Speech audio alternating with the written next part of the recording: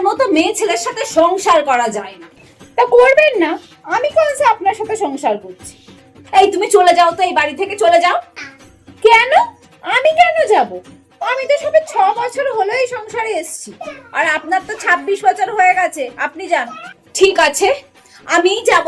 তা কোথায় যাবেন? বৃদ্ধাশ্রমে। ঠিক তো? এটাই ফাইনাল? হ্যাঁ, ফাইনাল ফাইনাল। ওকে। মা, আপনি রেডি তো? কেন রেডি হব কেন? কোথায় যাব? মা, আপনিই তো বললেন আপনি বৃদ্ধাশ্রমে যাবেন। আমি তো ওদেরকে ফোন করে দিয়েছি, ওরা নিতে এসছে আপনাকে। এত বড় সাহস তোমার!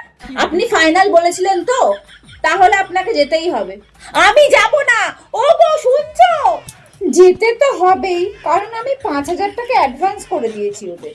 এই আমাকে ছেড়ে দাও, আমি যাব না। ঠিক আছে মা।